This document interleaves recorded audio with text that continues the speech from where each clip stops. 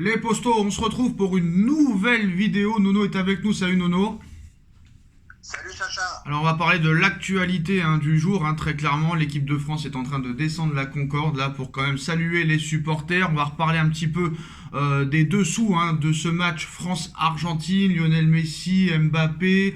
On va voir ce qui s'est aussi passé après le match et les dernières infos. Déjà Nono, Karim Benzema qui prend sa retraite internationale.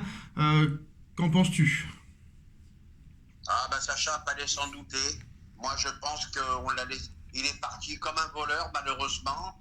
Je pense que Deschamps, dès qu'il a vu qu'il était un petit peu blessé, n'a pas voulu le garder dans le vestiaire. Et je pense que ça en a arrangé quelques-uns aussi. Alors moi je suis pas d'accord avec toi parce que quand on dit que quelqu'un part comme un voleur, c'est-à-dire qu'il part sans prévenir personne. Moi je pense plus que c'est l'équipe de France qui l'a jeté comme une merde. Ça c'est mon avis. Ah, on est d'accord. Je me suis mal exprimé, tu m'en excuses. Alors voilà, donc très clairement maintenant Benzema qui prend sa retraite internationale. Didier Deschamps normalement qui va remballer pour 2 ans, qui ne veut pas lâcher la sélection, qui veut gagner l'Euro, donc qui va remballer minimum jusqu'à l'été 2024.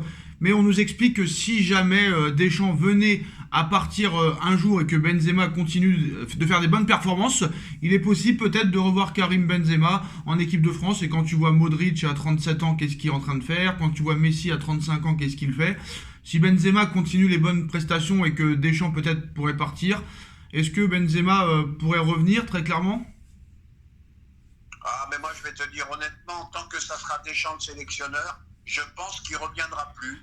Il y a peut-être une chance de le revoir si c'est plus Deschamps. Eh bien, c'est bien parti pour. On va commencer avec un question-réponse, Nono. Est-ce que Lionel Messi est plus fort que Maradona? Et est-ce que Lionel Messi est le plus grand joueur de l'histoire de tous les temps du football? Ah, pour moi, c'est le plus grand joueur de l'histoire. Très clairement. Alors maintenant, on va parler un petit peu de l'après-match, très clairement. Bon, on en a déjà parlé, mais on va en reparler plus brièvement. Déjà, qu'est-ce que tu as pensé de l'arbitrage quand tu revois un petit peu le match? Alors, la première action, il n'y a pas pénalty. Dembélé ne fait pas faute. Et sur le deuxième but, la loi de la FIFA stipule que le deuxième but de Messi aurait dû être refusé parce que pendant le but, il y avait des Argentins sur la pelouse et sur le terrain, loi 3, alinéa 9. Donc les 2 premiers buts argentins auraient dû être refusés. Et on parle d'un arbitrage pro-argentin. Honnêtement, est-ce qu'il y a eu un arbitrage pro-argentin, Nono? Ah bah c'est typiquement français, ça y est, c'est parti. L'arbitrage, but pas valide, pénalty injustifié. Mais comme dirait l'autre, tout s'accorde finalement. Contre le Maroc, il paraît qu'il y a 2 pénaltys qui sont pas sifflés pour le Maroc. Voilà, c'est comme ça, c'est le ballon. Bon, maintenant, les 2 joueurs argentins qui étaient rentrés sur la pelouse, j'ai vu la photo, il y avait ils étaient sur la pelouse 2 centimètres. Rien à voir avec l'action. Donc voilà, faut pas chercher les excuses. On a été bouffé pendant 70 minutes et on s'est réveillé. Moi, je pense que c'est une victoire méritée de l'Argentine. Il ne faut pas oublier que l'équipe de France avait été grandement favorisée en 2018 en Russie. Il ne faut pas l'oublier non plus. Donc très clairement. Ben voilà, les gens, ils ont eu le virus. Alors ils ont eu le virus, arbitrage défavorable, but pas valable. Oh là là, ça m'a énervé aujourd'hui, je te cache pas.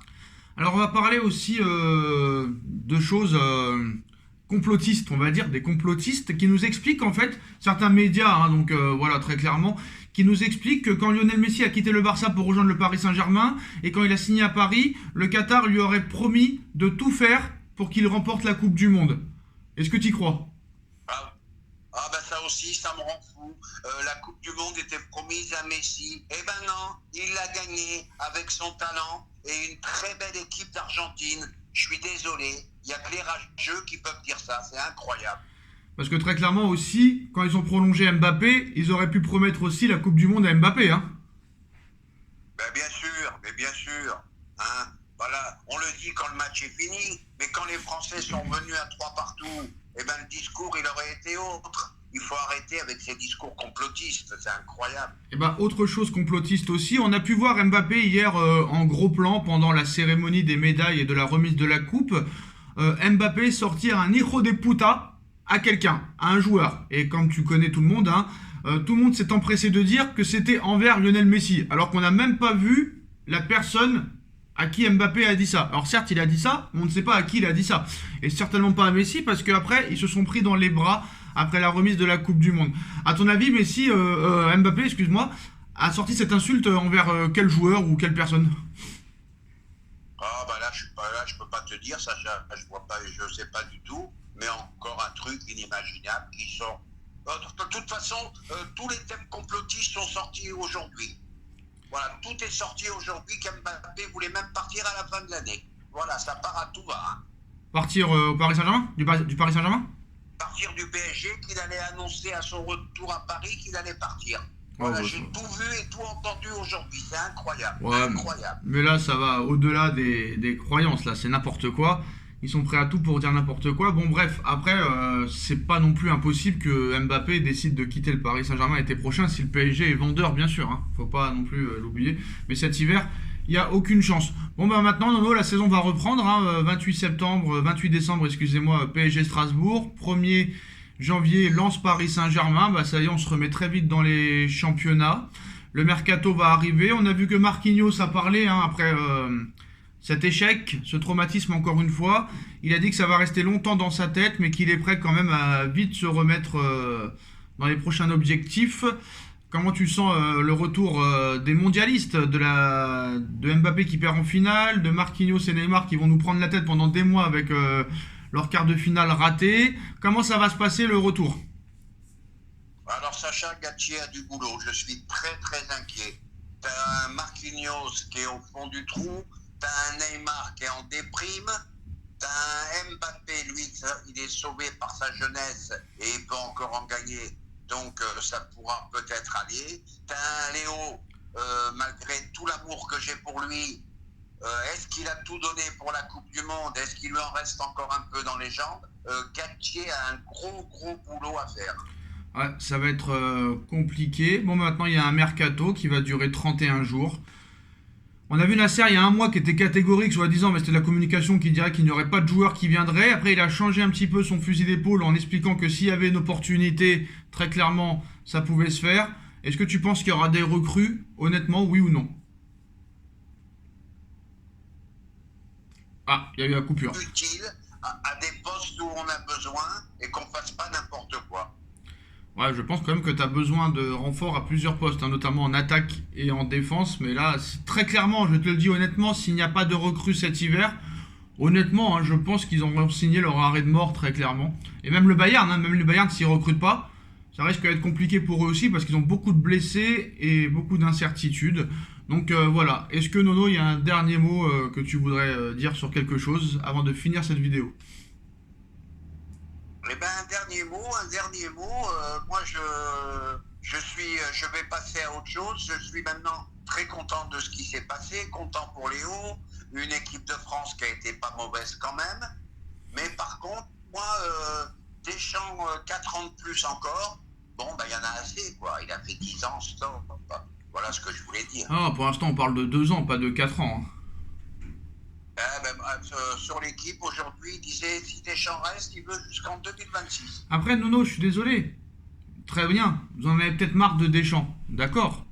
Mais Deschamps, c'est le mec qui t'a remis d'aplomb l'équipe de France après que Domenech l'ait complètement fracassé et ridiculisé.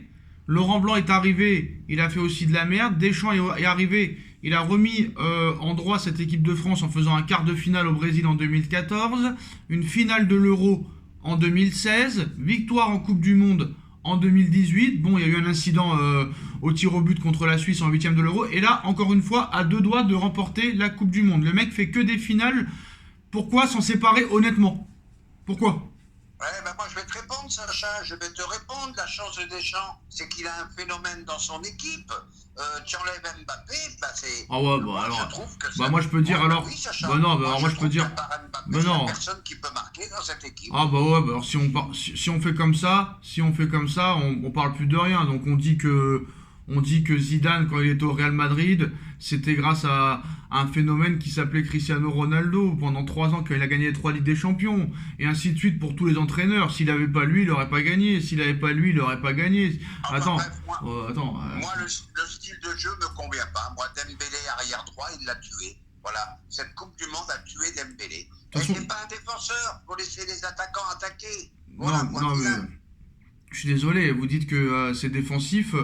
À chaque fois pendant les Coupes du Monde, ils marquent énormément de buts, l'équipe de France. Donc pour une équipe défensive, je suis désolé, il y a plus de 30 buts en 2 Coupes du Monde presque. Donc à un moment donné, équipe défensive, pas vraiment. Puis je suis pas sûr qu'un autre coach te fasse vivre des émotions pareilles. Avec Deschamps, c'était pareil quand il entraînait l'AS Monaco et quand il entraînait l'Olympique de Marseille. À chaque fois, le gars arrivait très clairement à, à revivre dans un match. On se rappelle l'élimination contre le Real des Galactiques. Avec Marseille, il faisait des trucs incroyables avec des Brandao, des Chirou. Il allait en quart de finale de Ligue des Champions. Et là, maintenant, il te fait ça avec l'équipe de France. Avec Nkunku blessé, Benzema blessé, Kanté blessé, Pogba blessé. Quel autre coach aurait pu faire quelque chose comme ça? Qui est meilleur que Deschamps pour prendre ce poste? Est-ce que Zidane, ça joue si bien que ça? Pas vraiment, peut-être. Hein. Très clairement, voilà. Pourquoi se séparer d'un coach qui va toujours en finale d'une compétition presque? Honnêtement. Oui, mais c'est sûr qu'il a des résultats pour lui. Moi, c'est le style de jeu qui me plaît pas trop. Bon, pour moi, c'est plus un grand manager qu'un grand entraîneur. Bah, je suis désolé, le style de jeu, t'étais le premier à dire que t'avais bien aimé le changement de jeu en début de Coupe du Monde.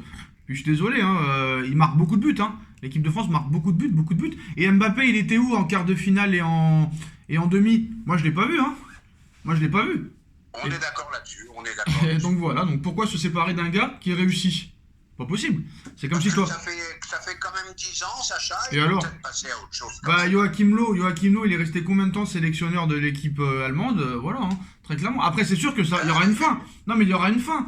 Mais voilà, Deschamps, c'est un pragmatique. Et très clairement, même ses problèmes avec Benzema, il l'avait quand même repris. Je sais pas s'il y avait eu des pressions, mais il l'a quand même repris. Donc Deschamps est prêt toujours à prendre les meilleurs, très clairement. Et pour l'instant, je suis désolé. Il est très pragmatique, ça, Et je suis désolé, il n'y a aucun coach pour le moment qui peut s'asseoir à sa table et dire je vais faire mieux que toi. Il y a qui? À part Zidane, il y a qui? Il y a personne. Et voilà, Zidane aussi, le comportement de Zidane, je suis désolé, avec tout le respect que je lui dois, c'est pas bien. Platini, c'est pas bien. Pour qui ils se prennent ces mecs-là? Franchement, pour qui ils se prennent ces mecs-là de refuser de venir supporter l'équipe de France, très clairement? C'est quoi ça? Ça veut dire quoi? Ça veut dire quoi? Là, c'est un autre débat. Attends, Zidane, je m'en fous, ils me clasheront. Zidane, le gars, ne signe pas au Paris Saint-Germain par peur que les supporters marseillais soient énervés. Deschamps, le mec, quand il était invité à RMC il y a un an, je sais pas si tu as un problème de connexion, mais c'est pas grave, peut-être que Nono m'entend. Je voulais dire quelque chose. Ouais, je voulais dire quelque chose. Zidane qui ne signe pas au Paris Saint-Germain par peur des supporters marseillais, alors qu'il n'a jamais joué à Marseille, qu'il n'a jamais mis les pieds dans ce club, qu'il n'a jamais entraîné dans ce club. Et Deschamps, lui, qui a joué à Marseille, qui a gagné la Ligue des Champions avec Marseille, qui a entraîné Marseille, a dit devant des caméras qu'il n'était pas impossible un jour que s'il y avait une opportunité d'entraîner le PSG, il pourrait entraîner le PSG. Il a pris l'exemple d'autres entraîneurs et d'autres joueurs qui ont fait Milan AC, Inter de Milan, Barça, Real, Manchester, Liverpool. Et lui, au moins, il a des couilles. Je suis désolé, Zidane, il a pas de couilles, Nono. Hein. Très clairement. Moi, je m'en fous, moi. Je sais pas s'il a pas de couilles, mais là, il a fait une grosse erreur. Voilà. Parce qu'il va falloir qu'il attende 4 ans encore. Non, mais quel compte il a à rendre aux supporters marseillais? Regarde, Galtier, il est marseillais, il entraîne le PSG. Voilà. Là, on est entièrement d'accord. Donc faut arrêter. Et Deschamps l'a dit. Deschamps l'avait dit, je crois que c'était à Jérôme Rotten, l'émission de Rotten, il a dit non, s'il y a impossibilité, il y a beaucoup de gens, il y a beaucoup d'entraîneurs, beaucoup de joueurs qui ont fait les deux clubs, qui ont joué dans 2 clubs rivaux et entraîné 2 clubs rivaux. Donc à un moment donné, voilà, autant garder un gars qui a des résultats et qui a des couilles que quelqu'un qui a peur de certains trucs. Qu'est-ce qu'ils auraient fait les supporters marseillais? Qu'est-ce qu'ils auraient fait franchement? Ils auraient fait quoi? S'il avait signé au PSG, ils auraient fait quoi? Ils auraient rien. Ouais. Ils auraient fait comme les voilà. autres, ils auraient accepté. Et ceux qui leur ont fait gagner avec des champions à Marseille, c'était qui le président?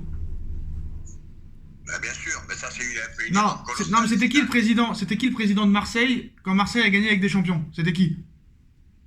Le président de Marseille, quand Marseille a gagné la Ligue des Champions, c'était monsieur Bernard Tapie, un Parisien. Merci. Allez, bonne soirée à tous les postos et on se retrouve très vite pour une nouvelle vidéo. Merci Nono, merci à tous. Tchuss.